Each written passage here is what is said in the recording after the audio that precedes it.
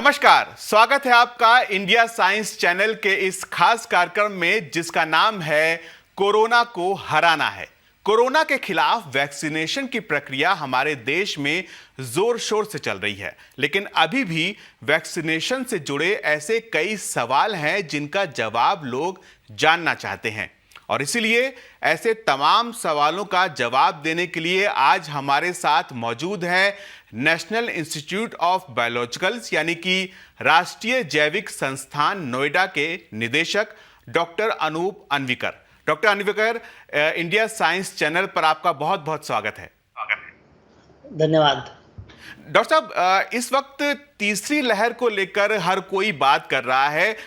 क्या हमारे पास ऐसा कोई तरीका है जिससे हम अपने शरीर को पहले से ही तैयार कर सके ताकि कोई भी लहर आए तो उस तरह का नुकसान ना पहुंचा सके जैसा कि इसके पहले वाली लहर में हम लोगों ने देखा था? देखिए, बहुत अच्छा सवाल है आपका ये। तो पहली बात तो हम अपने आप को प्रिवेंट करने की कोशिश करें, हमें कोविड का इन्फेक्शन आए ही ना। तो उसके लिए जो भी ज़रूरी प्रिकॉशंस है, जैसे कि कोविड अप्रोप्रिएट बिहेवियर हो गया, use of mask, hand hygiene, social distancing, इनका पालन करना बहुत अनिवार्य है। और साथ में ही वैक्सीनेशन का जैसे ही अपना टर्न आता है वैक्सीन ज़रूर लें। और हाँ, हम अपने बॉडी को थोड़ा सा कुछ हेल्दी लाइफस्टाइल अगर हम रखें और हेल्दी खाना खाएं, जैसे कि सीजनल फ्रूट्स हो गए या फिर सीजनल वेजिटेबल्स है, तो इनका अगर हम उपयोग करें तो हमारी इम्यूनिटी डेफिनेटली अच्छी हो सकती है। साथ में अगर हम काढ़ा पीते हैं तो उसका भी ज़रूर फ़ायदा होता है। और इसके साथ में अगर हम एक्सरसाइजेस करें, जैसे कि अगर योगासन अगर हम करते हैं और साथ में रेस्पिरेटरी एक्सरसाइज भी अगर करते हैं, तो इनका डेफिनेटली हमारी बॉडी की इम्यूनिटी को बूस्ट होने में फ़ायदा होता है। जी डॉक्टर साहब, हमारे देश में बच्चों पर भी वैक्सीन के ट्रायल चल रहे हैं। कब तक हम लोग उम्मीद कर सकते हैं कि बच्चों के लिए वैक्सीन देश में उपलब्ध हो जाएगी? जैसे कि आप जानते हैं, आज अभी तक जो है हमारे जो साइंटिस्ट लोग हैं या इंडस्ट्रीज़ है, पॉलिसी मेकर्स है और हेल्थ सिस्टम है, तो इनके काफ़ी एफर्ट्स इनके रहे हैं करंट वैक्सीनेशन प्रोग्राम में। और भारत में अब तक 44 करोड़ से भी ज़्यादा डोज वैक्सीन के दिए जा चुके हैं। और अगर मैं पीडियाट्रिक वैक्सीन्स की बात करूं तो कम से कम 3 वैक्सीन्स ऐसे हैं जो या तो ट्रायल में है या जिनकी ट्रायल फिनिश हो चुकी है पीडियाट्रिक एज ग्रुप में। जैसे कि एग्जांपल के तौर पर कोवैक्सीन है और आपका जायडस कैडिला का एक वैक्सीन है और एक कोवावैक्स की भी ट्रायल जल्दी शुरू होने वाली है। तो हम उम्मीद करते हैं कि अगले 2 से 3 महीनों में बच्चों के लिए कोई वैक्सीन रेडी हो जाएगी। जी डॉक्टर साहब, आने वाले समय में बहुत सारी नई वैक्सीन भी आने वाली है, जिसमें कि एक नेजल स्प्रे वैक्सीन है, सिंगल डोज वैक्सीन भी आने वाली है। तो बहुत से लोग अब ये सोच रहे हैं कि क्या अभी जो वैक्सीन उपलब्ध है लगवा लें या फिर आने वाले थोड़ा सा और वेट कर लें, कोई दूसरी वैक्सीन आ जाए, शायद एक ही वैक्सीन लगवानी पड़े। तो ऐसे लोगों को डॉक्टर साहब क्या कहेंगे कि उनको वेट करना चाहिए या अभी जो वैक्सीन है वो लगवा लेना ज़रूरी है? बहुत अच्छा सवाल है और कई लोगों के मन में ऐसा सवाल है। तो मैं वही बात दोबारा से दोहराना चाहूँगा कि कोविड-19 से प्रिवेंशन के लिए सबसे ज़रूरी है कोविड अप्रोप्रिएट बिहेवियर। और कोविन पर अपना नाम रजिस्टर कर ले, जल्द से जल्द अपॉइंटमेंट ले और जो भी वैक्सीन हमें पास में मिल जाती है वो हमने लेनी चाहिए। आज की तारीख में 3 वैक्सीन्स जो है उनको अप्रूवल मिल चुका है और वो हमारे हेल्थ सिस्टम में दी जा रही है, कोविशील्ड, कोवैक्सीन और स्पुतनिक। और जब भी कोई वैक्सीन अप्रूव किया जाता है यूज़ के लिए, वो it undergoes pre clinical and clinical trials और उनका स्ट्रिंजेंट रिव्यू होता है हमारे रेगुलेटरी सिस्टम द्वारा। और इट इज़ एंश्योर्ड कि जो भी वैक्सीन यूज़ हो रहा है वो सेफ भी है और इफ़ेक्टिव भी है। तो हमें किसी और वैक्सीन के लिए वेट करने की ज़रूरत नहीं है। वैक्सीन अवेलेबल है, जो हमें जल्दी मिल जाता है वो हमने लेना चाहिए ताकि हम अपने आप को और हमारे कम्युनिटी को भी कोविड से बचा सकें। डॉक्टर साहब, ऐसे लोग हैं जिनको किसी तरह की एलर्जी है, वो लोग थोड़ा सा हिचकते हैं वैक्सीन लगवाने को लेकर के। ऐसे लोगों को डॉक्टर साहब अभी आप क्या कहना चाहेंगे? क्या उन्हें किसी तरह का कोई प्रिकॉशन लेना चाहिए वैक्सीन लगाने से पहले, या क्या उनको करना चाहिए? बहुत इम्पोर्टेंट सवाल है ये।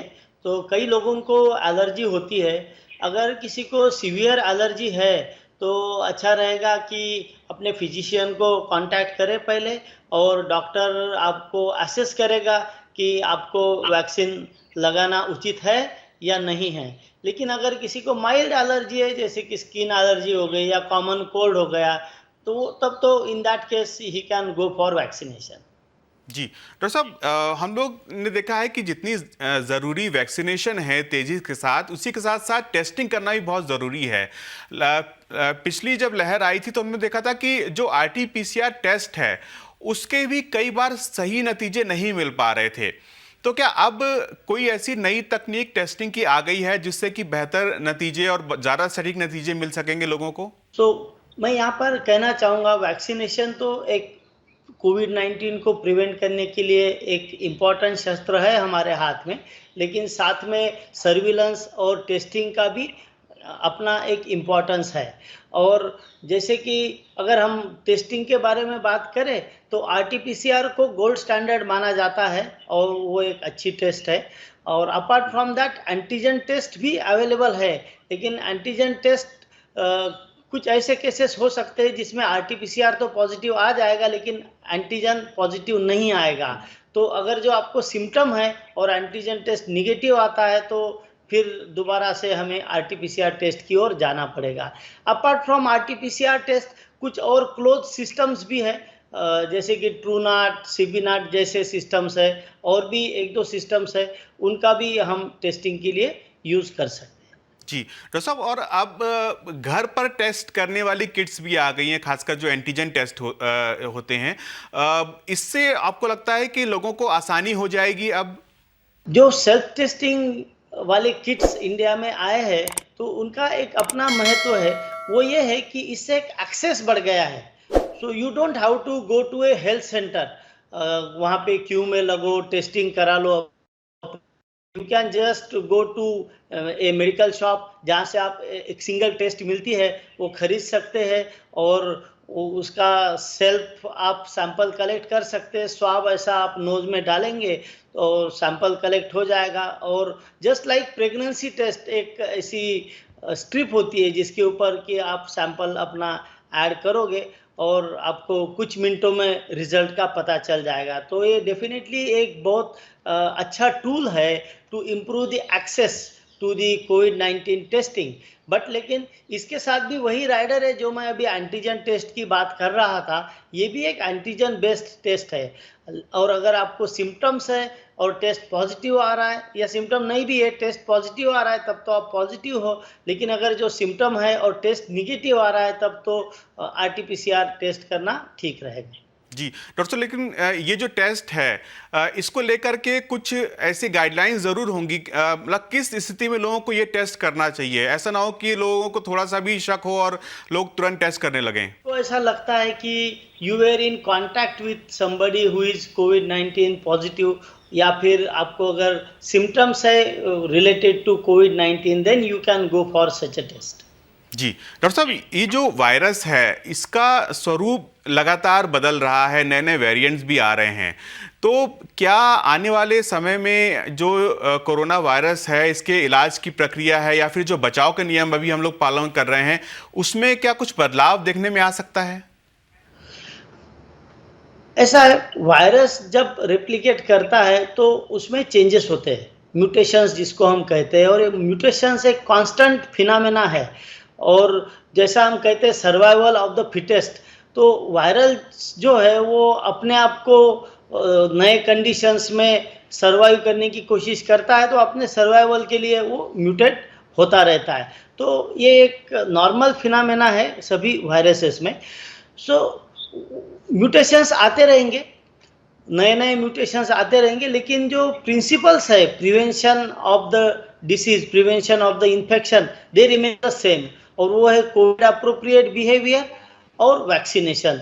तो हमें इनको फॉलो करना चाहिए ताकि हम अपने आप को बचा सकें। जी डॉक्टर साहब, इसी से जुड़ा एक अगला सवाल मैं आपसे पूछना चाह रहा हूं कि अभी हम लोग देख रहे हैं कि जो प्रतिबंध लगाए गए थे उनमें थोड़ी बहुत छूट दी गई है कई जगहों पे, लेकिन उसकी वजह से खासकर टूरिस्ट प्लेसेस पर बहुत भीड़ जुट रही है और अब आने वाले समय में त्योहारों का वक्त आने वाला है, तो अब ऐसे में भीड़ जुटाना इस वक्त कितना खतरनाक हो सकता है? लोगों को डॉक्टर साहब आप क्या सलाह देंगे ऐसे समय पर?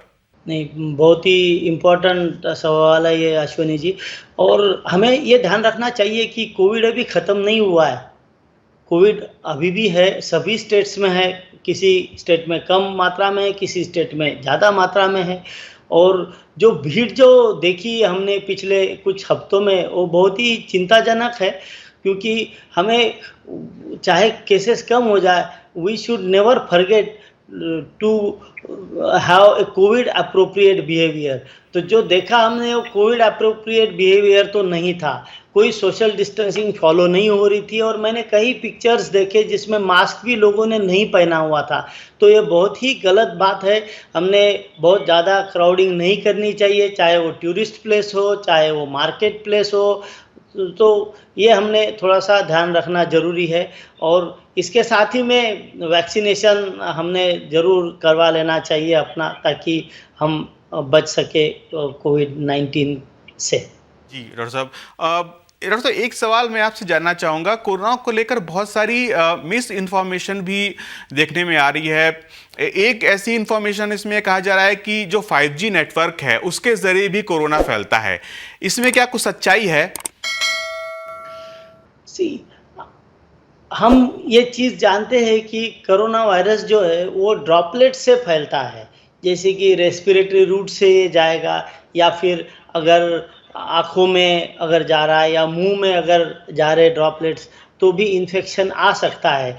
इसके अलावा जो ये जैसे 5G नेटवर्क की मैं बात करूँ, मोबाइल नेटवर्क, वाईफाई, इससे फैलता है, ये कहना ये एक भ्रम है, और हमने इस पर ऐसा विश्वास नहीं रखना चाहिए। और अगर हमें कोई ऑथेंटिक जानकारी चाहिए, मे बी वैक्सीन के बारे में हो, या मे बी वायरस के बारे में हो, उसके ट्रांसमिशन के बारे में हो, टेस्टिंग के बारे में हो, तो हमारी मिनिस्ट्री की जो वेबसाइट है www.mohfw.gov.in, इस पर आप जा सकते हैं, या जो हेल्पलाइन नंबर है गवर्नमेंट का 1075, उस पर भी संपर्क कर सकते हैं। अफवाहों पर कृपया विश्वास ना रखें।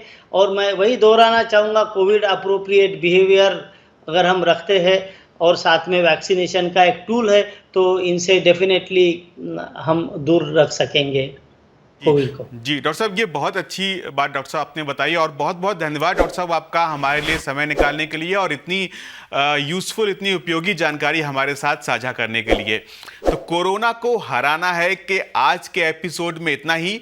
अगले हफ्ते हम फिर हाजिर होंगे। तब तक आप कोविड अनुरूप व्यवहार का पालन करते रहिए, वैक्सीन जरूर लगवाइए और विज्ञान से जुड़ी विश्वसनीय जानकारियों के लिए देखते रहिए इंडिया साइंस चैनल।